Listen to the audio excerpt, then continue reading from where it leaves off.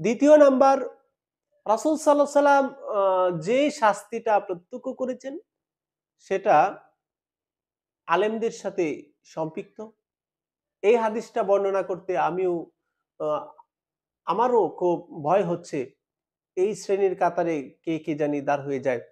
আল্লাহর নবী সাল্লাল্লাহু আলাইহি সাল্লাম যখন যাচ্ছিলেন, জাহান্নামের কিছু শাস্তি ওনাকে প্রত্যক্ষ করানো হচ্ছিল, তখন এক একদল মানুষকে দেখানো হলো, কিছু মানুষ আ যারা তাদের জিহ্বাকে তাদের জিহ্বাকে আগুনের কাঁচি দিয়ে কাটা হচ্ছিল।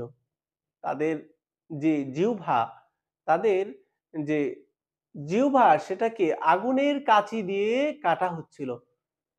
আল্লাহ নবী সাল্লাল্লাহু আলাইহি সাল্লাম হযরত জিবরাইল আলাইহিস সালাতু ওয়াস সালামকে প্রশ্ন করল, "এরা কারা যাদের জিহ্বাকে আগুনের কাঁচি দিয়ে কাটা হচ্ছে?"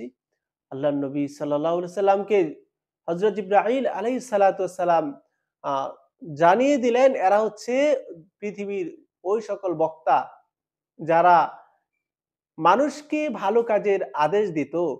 এরা হচ্ছে পৃথিবীর ওই সমস্ত বক্তা যারা ইয়ামুরুনা আন-নাসা বিল বির, যারা মানুষকে ভালো কাজের আদেশ করত।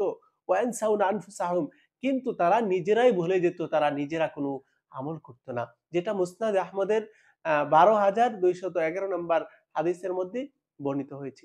এজন্য আমরা বক্তা যারা রয়েছি, আমরা উলামায়ে কেরাম যারা রয়েছি, আমরা খুতাবায়ে কেরাম যারা রয়েছি, আমরা আইম্মায়ে কেরাম যারা রয়েছি, আমরা যারা মানুষকে আল্লাহর দিকে দাওয়াত দেই, তাদের আরো অনেক সতর্ক হওয়া উচিত, আরো অনেক সাবধান হওয়া উচিত। আমরা অন্যকে যে ভালো কাজের আদেশ করব, অবশ্যই নিজে পালন করতে হবে। নিজে যদি পালন না করা হয় ভাই, আমার কথা শুনে অন্য ভাই হয়তো হেদায়েত পেয়ে যাবে, কিন্তু আমি কিন্তু ধরা খেয়ে যাব। জাহান্নামের শাস্তি আমার জন্য অবশ্যই রয়েছে। এজন্য প্রিয় ভাইরা, প্রিয় বক্তা যারা রয়েছেন, আসুন আমরা নিজেরা আগে আমল করি, তারপর অন্যকে আমরা আমলের প্রতি উদ্বুদ্ধ করি, উৎসাহিত করি।